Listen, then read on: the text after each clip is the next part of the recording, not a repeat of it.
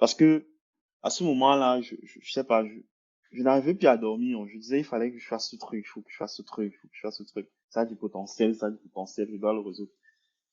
Donc, j'observais un peu comment ça se passe dans les Philippines, avec les pays mayas, j'observais comment ça se passe dans beaucoup d'autres pays asiatiques là. Comment est-ce qu'ils fonctionnent, etc. Ils étaient en train de discuter aussi à ce moment-là. C'était vraiment la période de boom. Donc, je décide de faire mon stage, de faire une étude sur ce projet, euh, presque 6 mois, où j'ai mis en place l'application mobile, enfin l'application chatbot d'abord, Mhm. l'application chatbot. Euh, mais sauf que voilà, ça me permet de valider mon école parce que comme c'était la robotique, faire un chatbot, ça faisait Ouais, ça partie des faisait. thèmes d'école. Voilà, donc ça marchait bien. Donc ça faisait que j'avais un encadrement académique. Et à ce moment-là, justement, tu vois, quand je viens même voir mon établissement pour leur dire je veux faire un stage de fin d'études sur mon projet, c'est quelque chose qui n'avait jamais été fait. Donc eux-mêmes, ils étaient un peu en mode, bon, je sais pas comment ça va se faire, Ouais. on n'a pas beaucoup d'informations. Donc moi, je pars, je me renseigne, tout, j'essaie de trouver comment ça peut se faire, je viens, je dis, ok, voici ce qu'il faut. En fait, c'est toi en Donc fait qui a j'ai la chance, lancé, en fait. entre guillemets, on peut dire cette tendance-là à ton époque dans cette école. Exactement, c'est ça. Parce qu'aujourd'hui, à chaque fois que je vois justement le responsable d'école, il me rappelle toujours que ouais, depuis que tu as fait ça, beaucoup d'étudiants n'hésitent pas de l'utiliser, de faire usage de ça pour travailler sur leur projet, etc. Bon, c'est bien, mais bon. À ce moment-là, moi, j'étais juste guidé par un truc, j'ai un objectif, ok. Je veux trouver, je veux trouver la solution pour qu'on puisse, pour que moi, je puisse faire le stage de fin d'études sur ce projet. Mhm. Et donc, je décide donc de faire ça. Je prends le statut étudiant entrepreneur euh, comme octroi. Donc, je fais le stage de fin d'études avec ça. Dans ce temps, donc, je travaille aussi avec Season, qui est une année avant moi, et je rencontre aussi un autre collaborateur. Je rencontre un autre collaborateur en fait qui fréquentait à l'époque, comment ça s'appelle, l'INSA de Toulouse. Il faisait informatique. Mhm. Donc, je rencontre, mais lui, je le rencontre je savais que j'avais besoin d'un gars qui peut coder l'application mobile. Et donc, je voulais quelqu'un qui fait l'informatique. Donc, je pars, je fais un mail au responsable des étudiants, de l'association des étudiants de l'INSA de Toulouse. Euh, il est assez sympa, il me dit, ouais, il essaie de me poser quelques questions. Après, il transfère en fait le mail à l'ensemble de la promo, à l'ensemble des étudiants de l'université. Donc, je reçois quelques personnes qui sont intéressées, dont Mohamed Khalil, qui s'appelle, qui décide donc d'intégrer le projet.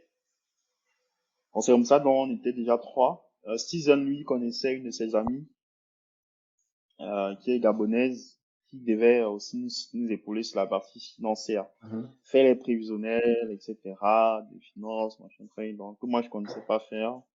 Enfin, qui me saoulait, on va dire. Mhm. Je peux le faire, mais ça me saoulait plus que ça. Mais donc c'est comme ça qu'on se retrouve donc quatre sur le projet.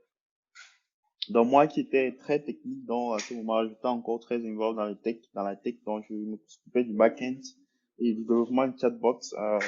Khalil lui s'occupait de tout ce qui est application Ouais. mobile, voilà.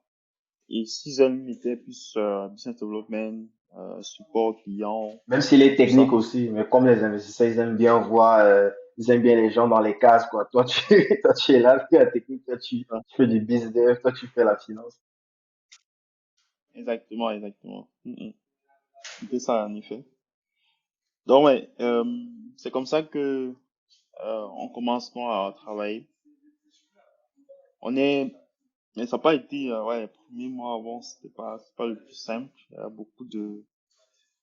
beaucoup d'enjeux parce que pendant qu'on est dans, parce que moi je fais ça, je suis encore étudiant, j'ai le statut en effet étudiant entrepreneur. Donc je me paye pas de salaire par mois, j'ai décidé de le faire à mon propre compte. Je sais même pas, en fait quand j'y pense même, je me demande c'est quoi je comptais, mais bon bref. Je suis étudiant entrepreneur là, j'ai pas du coup j'ai pas un salaire euh, pour ça, j'ai Mhm. pas de salaire pour ça. Bon après je commence à participer à des concours On commence à participer à des concours sous couvert du projet. On a gagné quelques prix. Les étudiants ont une fois troisième, je crois, du concours des étudiants du CRES, concours régional étudiants créateurs d'entreprise. Mhm. Ça permettait de donner un peu d'argent pour financer le stage que je faisais. Euh, on a eu ces petits trucs-là.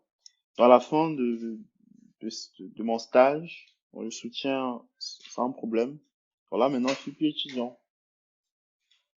Je décide directement de faire des petits jobs à côté de travailler sur le projet Ça, c'est pour manger, pour en pouvoir fait, parce que tu es financer. toujours sur le projet. Voilà, en fait, c'est ça. Ça, c'est juste pour manger, quoi. Je n'ai pas de charge, j'ai pas de charge en soi derrière moi. Et j'ai eu cette chance aussi que je suis le dernier de ma famille, donc j'ai pas de, j'ai pas Mhm. de T'as pas de pression, en petits fait, qui frères, des a, petites sœurs dont tu dois voilà, t'occuper, financer les exactement, études. c'est ça. Donc, je n'avais pas ce petit de pression là, donc je pouvais me concentrer sur ce que j'avais à faire, ce qui me plaisait. Donc, c'est comme ça que, voilà, je fais des petits jobs, pendant que je suis étudiant, je fais des concours pour financer, enfin, pendant que je sors des études, je fais des petits jobs et je fais des petits concours pour financer, le projet. En parallèle, dans les autres, on essaie d'avancer. Après ça, on a eu un concours très intéressant, il nous a beaucoup propulsé. C'est le French Tech Tremplin. Le tremplin. De Toulouse. Ça nous a vraiment, oui, Mhm. ça a vraiment aidé à propulser parce que à l'époque, on nous donne 20 000 dollars.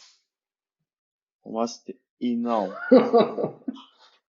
Là, tu dis, Ouais, c'était on énorme. ressent quand tu le dis comment est-ce que tu sortais de très loin. Non, mais c'était énorme à ce moment-là parce que ça nous permettait d'enclencher tellement de choses. Parce que là, parce que tu as déjà pensé à abandonner, tu as pensé à tout.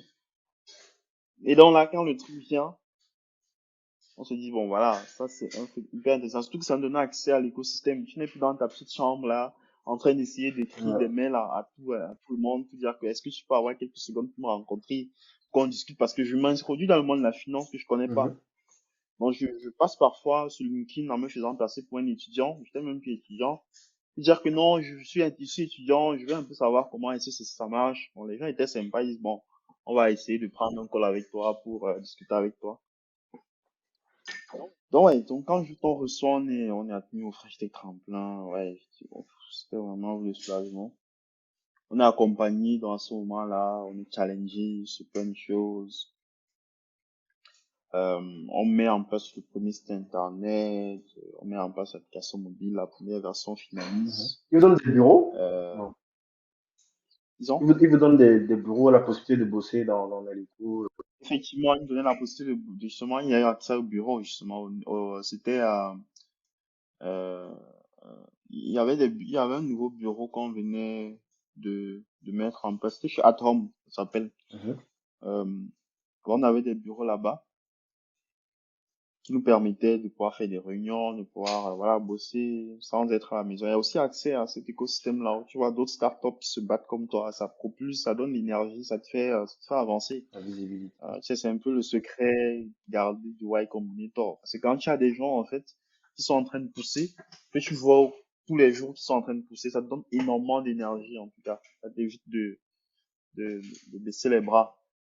Donc, c'est comme ça que, donc, on exploite ça. En ce moment aussi, on trouve un partenaire bancaire parce que moi, j'avais vraiment à cœur. Je savais qu'il fallait à un moment donné financer tout ça. Et donc, j'ai financé le côté réglementaire, financé le lancement réel de la bonne manière. Mais il nous fallait en fait, à ce moment-là, trouver un moyen de tester le produit. Ouais. On a un produit bancaire. Comment tu testes un produit bancaire sans avoir les autorisations nécessaires? Ah, c'est une autre question. Sauf si tu fais ça dans les back-back. Voilà, donc sans avoir les éléments nécessaires. Donc on s'est dit, on va trouver une solution. Il faut trouver un partenaire qui nous permet d'émettre des cartes. Donc qu'on puisse voir comment j'écris un message, je veux une carte, que moi je suis sur Messenger, sur WhatsApp, que moi je reçoive le message. Voici la carte que tu veux. En te guidant en fait dans le procédé, que tu fournisses tes KYC, etc. Mhm. Donc ça, c'était ça le but. Il fallait absolument contester ça parce que moi, je suis issu, je viens d'un petit pays, le Cameroun. Je vais en France. Personne ne va vouloir me donner du financement si je ne peux pas prouver de façon réelle. Ils ne connaissent pas le contexte africain, ils ne connaissent pas en fait ce que je suis en train de raconter est vrai. Donc il faut que j'ai un moyen d'avoir la data, de prouver en fait que ok, ça peut marcher, ça marche. Tu vois. Et c'était encore plus exacerbé parce que je recevais tellement de personnes parfois qui me disaient, en fait, tu te lances dans la finance, dans le domaine financier, quand sortir des études, franchement, il faut aller chercher autre chose, quoi. Va chercher un vrai travail. En fait, voilà, tu pouvais être gentil, mais bon, tu commences à te lancer dans des trucs pareils, c'est, c'est chaud, quoi. Donc, c'est comme ça que par chance, on a un partenaire, euh, qui nous permet de tester ça. Il nous met à disposition une API qui, Partenaire derrière, en africain fait, ou nous permet. européen? Non, non, c'est un partenaire européen. C'est un partenaire européen. Ils nous mettaient à disposition leur carte, leur système de cartes que nous on pouvait du coup utiliser en approvisionnant notre compte chez eux. Et donc ça nous permettait de générer des cartes bancaires virtuelles. À ce moment-là, c'était des cartes Mastercard virtuelles, surtout non rechargeables deux fois. Donc tu recharges la carte virtuelle Des prépayants. lorsque tu consommes les fonds. Voilà, c'est les prépayés. Lorsque tu consommes les fonds qui sont conduits dans cette carte, après tu ne peux plus la réutiliser, tu peux plus la recharger de nouveau. Donc c'était un peu à usage unique, on va dire. Et donc c'est comme ça que on décide donc de lancer avec ça, on s'intègre avec eux et voilà qu'on lance la plateforme. Ça tombe comme ça en février en 2020, début du Covid. Je me rappelle, j'étais dans l'appart avec 6 jeunes, on était des colocs. C'était un moment hyper incroyable. On lance la plateforme, je me rappelle, je m'étais donné 10 jours pour mettre la plateforme live. Après avoir fini l'intégration et tout, moi je ne connaissais rien de l'infrastructure. 10 jours avant, on s'est dit donc comment lancer. Enfin, on a eu un partenaire bancaire, enfin on s'est intégré On peut le avec eux, citer, comment gérer le c'est back-end. qui? Bon, je préfère ne pas les citer pour le moment sur le Ah, podcast ok, non, il n'y a pas de souci. Y a pas de souci. ouais, parce que c'est pas forcément le partenaire à utiliser. C'est pas Non, c'est pas un réglementaire, souci, c'est moi qui gère. on peut skiper. Le Ouais. plus important, c'est de comprendre en fait, d'où ça passe. Mais c'est un partenaire, pour comprendre l'idée, c'est un partenaire qui permet justement de Exactement. se reposer Qui sur, donnait les cartes. ouais, c'est eux en fait qui sont garants des cartes virtuelles que les gens utilisent, quoi. Même si, en fait, ou entre C'est guillemets, ça. c'est des cartes virtuelles en marque blanche et dessus on peut mettre un pays. Voilà, c'est ça. Exactement. C'était les cartes virtuelles à marque blanche que nous, en fait, nous donnions les PI, nous, on affichait juste. On faisait des requêtes pour obtenir les cartes, les numéros de cartes, etc., les transactions qui étaient effectuées sur la Mhm. carte. Et nous, on les affichait juste. Yes. Et donc, en fait, on est à cette phase-là où on est en train de vouloir lancer. Je me donne 10 jours pour lancer le truc. Je ne connaissais rien de l'infrastructure. C'est-à-dire déployer sur AWS, déployer sur le cloud. Je décide de faire une formation sur justement Audacity.